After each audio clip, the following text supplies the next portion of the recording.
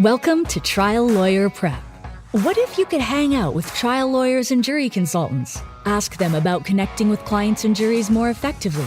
Then take strategies, tactics, and insights to increase your success. Each week, Elizabeth Larrick takes an in-depth look at how to regain touch with the everyday world, understand the emotional burden of your clients and juries, and use focus groups in this process. Elizabeth is an experienced trial lawyer, consultant, and founder of Larrick Law Firm in Austin, Texas. Her goal is to help you connect with juries and clients in order to improve your abilities in the courtroom. Now, here's Elizabeth. Hello, and welcome back to the podcast, Trial Lawyer Prep, a podcast dedicated to trial lawyers getting ready for mediations, trials, and just trying to prepare cases a little bit better than last time. I'm your host, Elizabeth Larrick, and today's episode, we are going to piggyback off of some information, some things that we heard about an episode that I had with Joseph Rosenfeld. That was episode 90, where we talked about lawyers and self-image and ways that we can think about our image and basically use it to advocate. But what I want to talk about today is more about our clients' self-image and perception, how they're perceiving themselves, how they believe others are perceiving them, and how sometimes this change between their own identity and what they think other people are perceiving, expecting them, cause them to change. So why would we talk about this? I am sure that we have probably all encountered some folks with some flip-flopping going on in our lives, but specifically when we talk about this in a case, we're talking about how we have folks who will do things that can impact their testimony.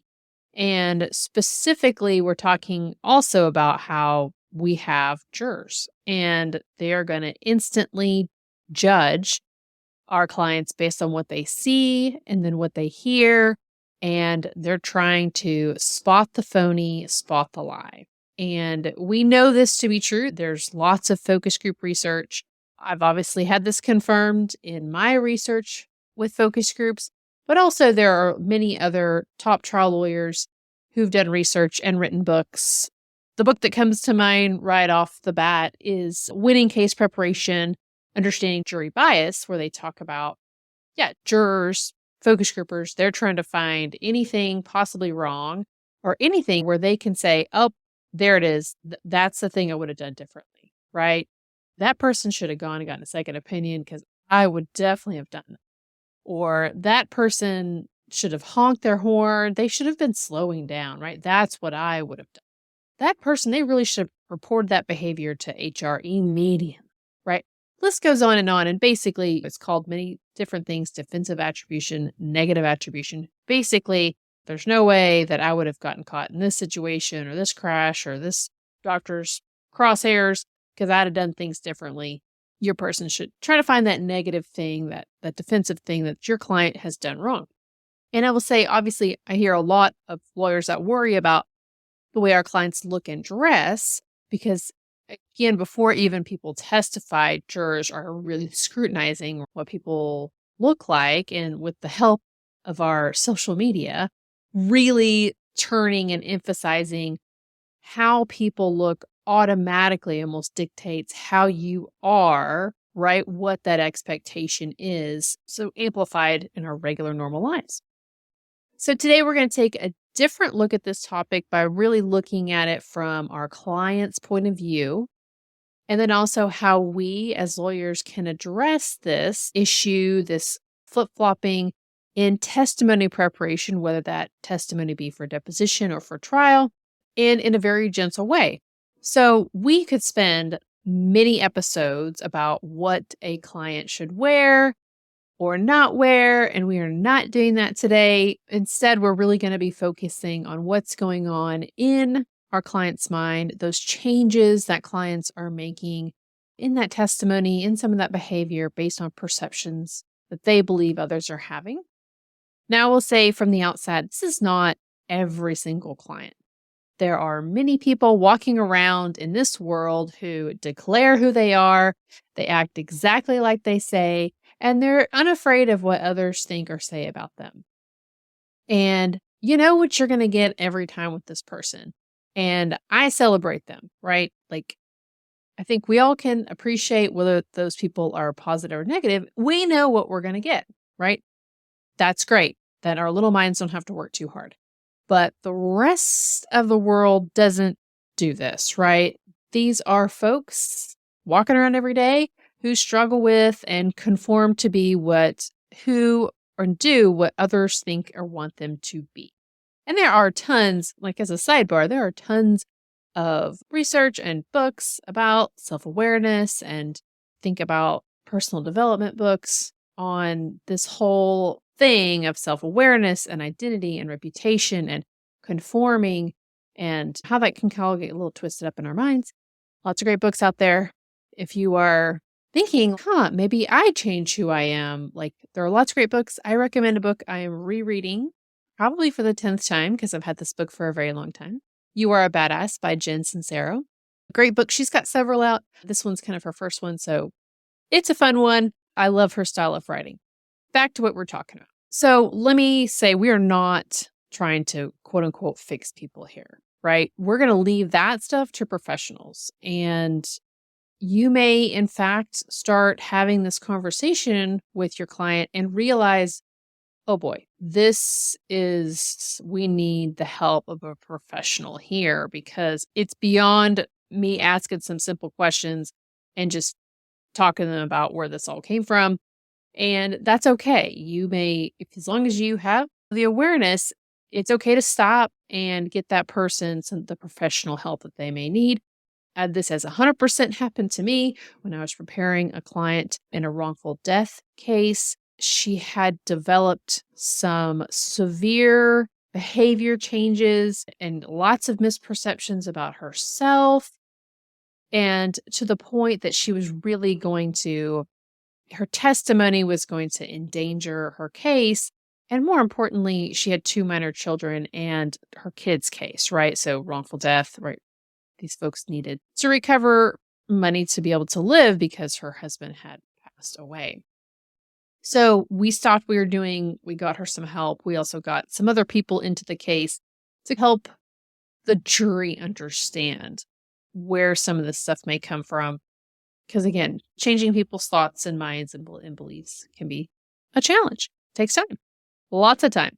Can tell from personal experience. So getting back to this episode, we're really talking about bringing awareness to the situation for you so that you can understand more, and also for the client.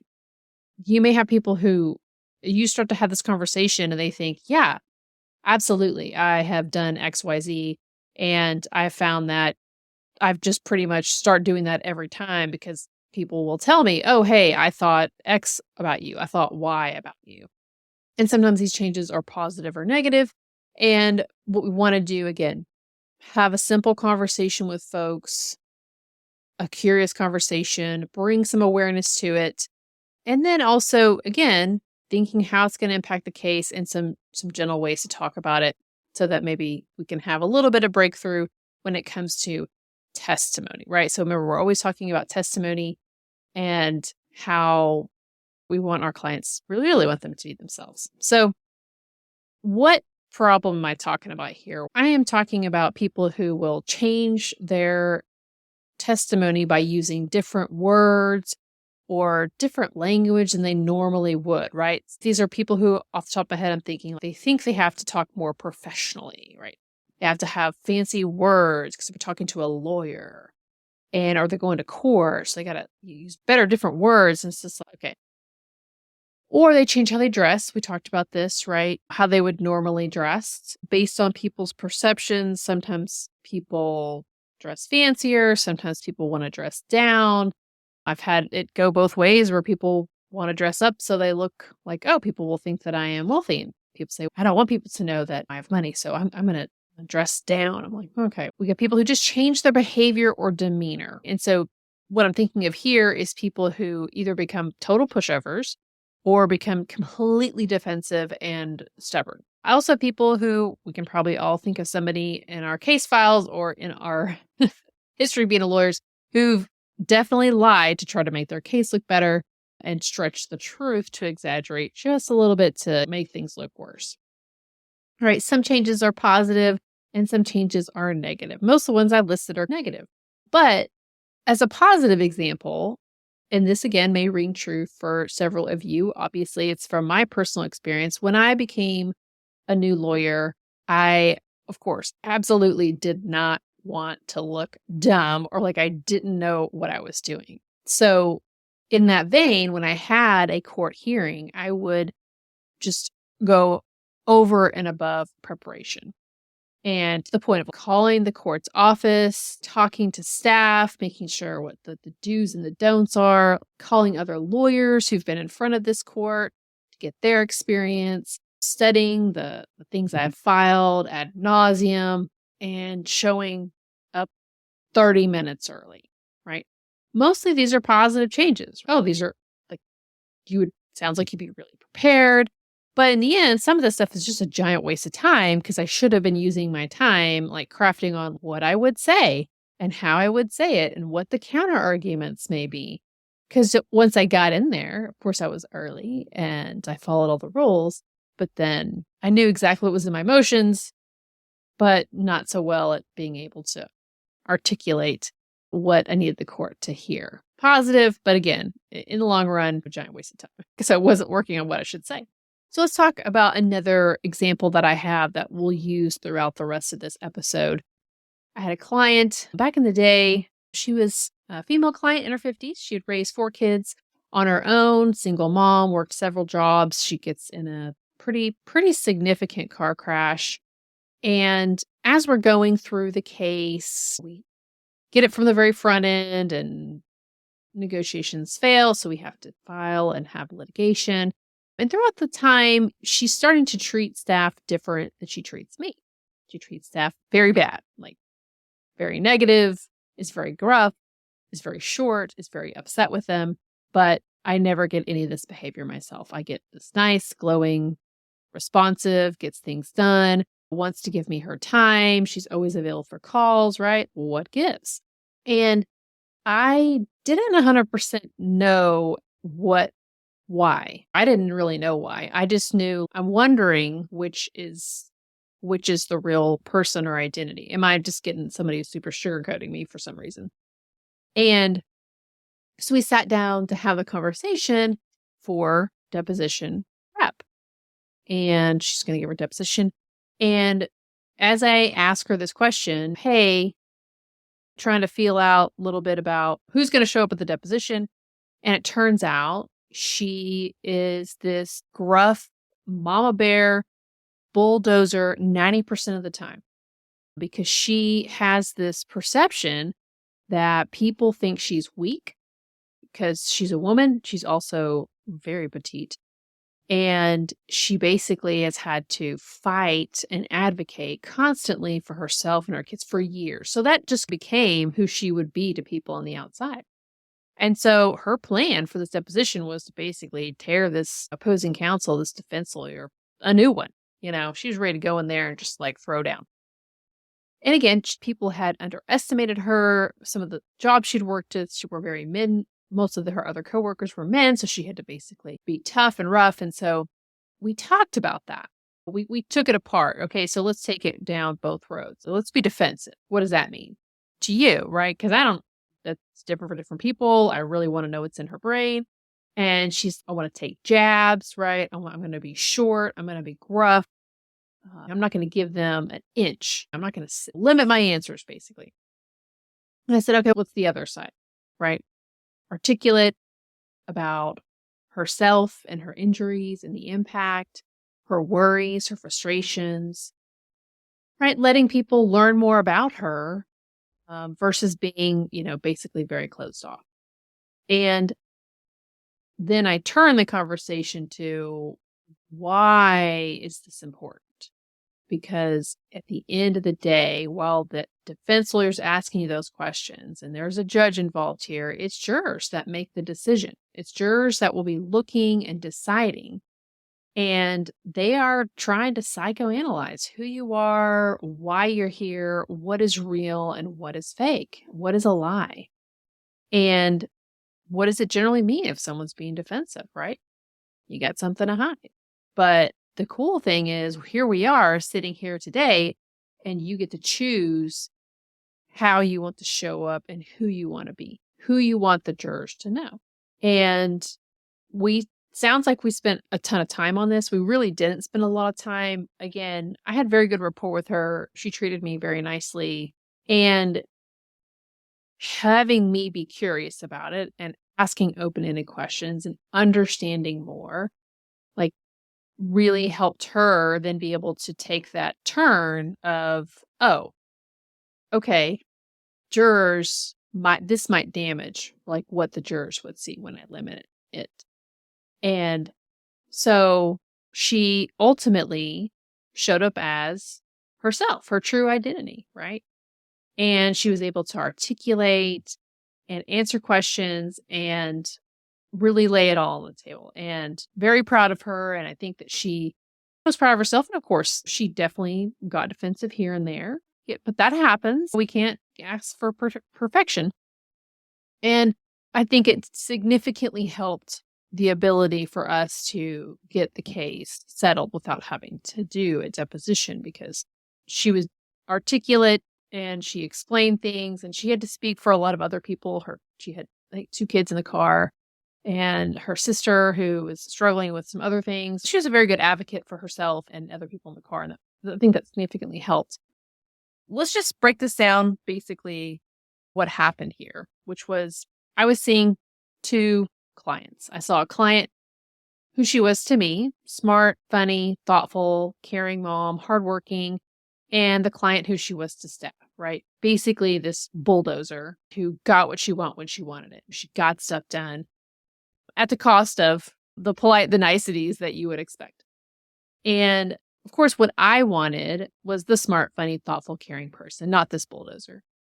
But I had to ask the question to really determine which one was her true identity, because she could have been people pleasing and sugarcoating me for some reason, right? Who knows? But I had to ask that question.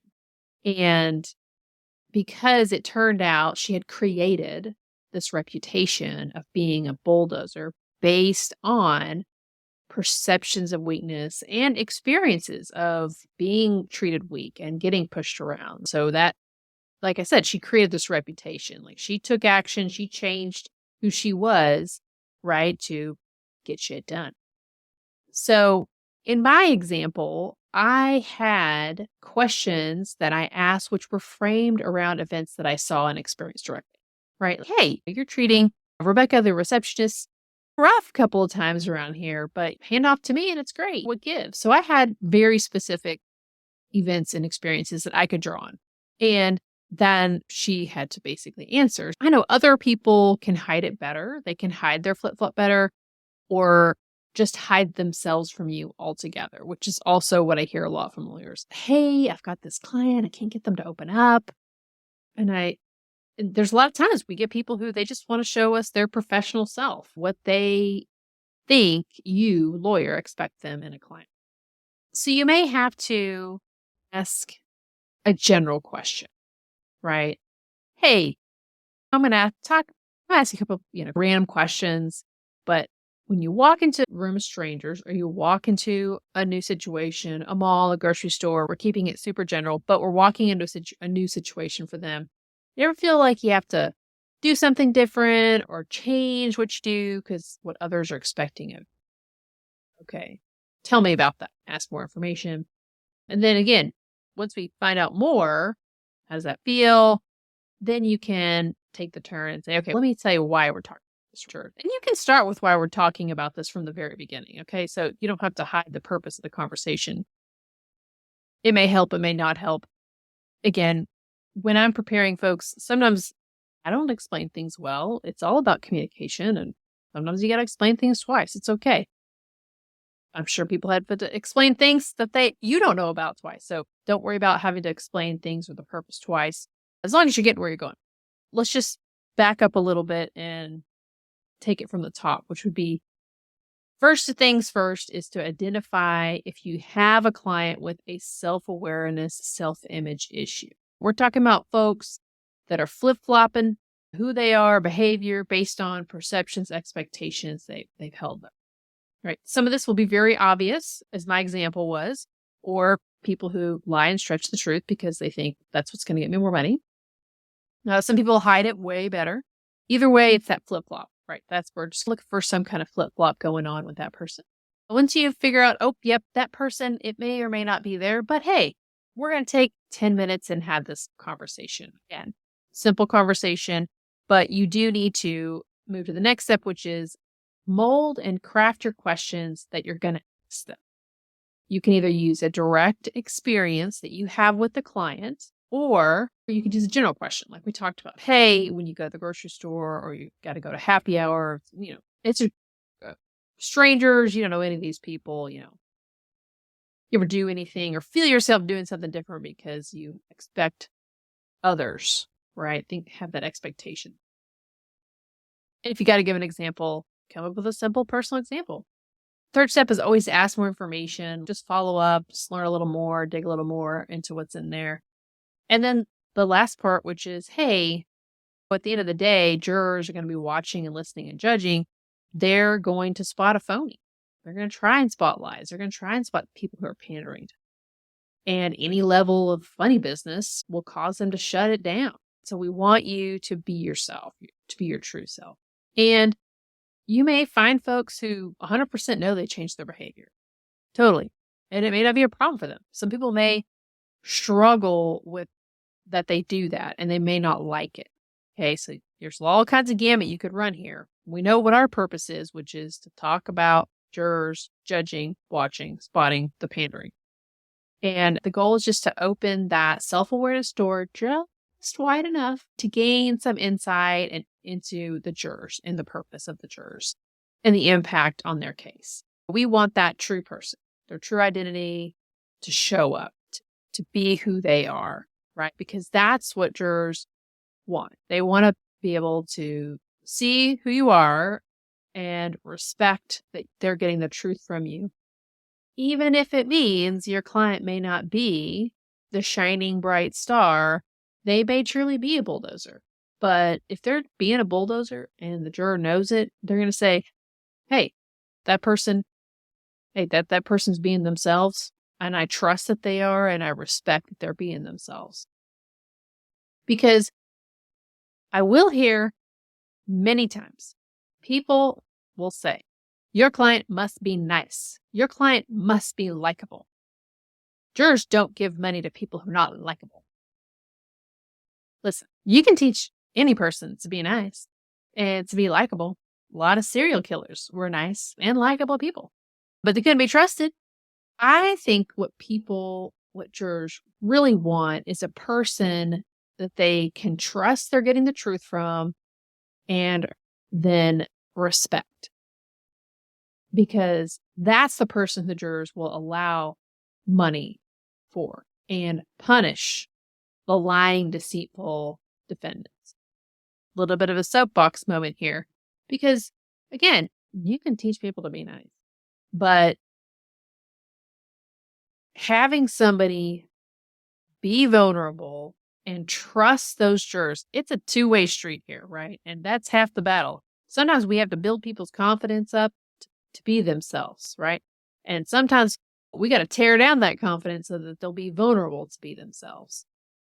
But that's who you want to show up because that's what the truth is. And again, jurors will trust and respect that because we know the other side is not showing up, being truthful. There's a lie somewhere in there. Okay, jumping off the soapbox. Okay, I hope that this episode helps you tackle this issue. Again, we're looking at folks who are doing that flip-flop or doing some kind of change or machination. And again, we just want them, they're having a struggle here to be themselves, or they're just outright trying to be someone else. So they will be likable. You can spot it. Also, you can spot it if you got it as well. Think about this as well. Sometimes we do this ourselves. I will tell you, I 100% do this, right? Gave that first example. I still find myself doing this. Sometimes it's hard to be truthful because I'm a recovering people pleaser. So there you go. All right. Thank you all so much. I hope this episode was helpful. And if you have questions or something just did not make sense, please don't hesitate to reach out. My email will be in the show notes. And until next time, thank you.